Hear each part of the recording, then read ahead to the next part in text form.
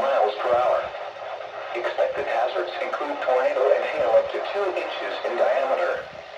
This is a radar-indicated threat. The following effects are expected. Flying debris will be dangerous to those caught without shelter. Mobile homes will be damaged or destroyed. Damage to roofs, windows, and vehicles will occur. Tree damage is likely. This dangerous storm will be near Houston around 6:10 p.m. Central Daylight Time. Rockville around 6:20 p.m. Central Daylight Time. Take cover now.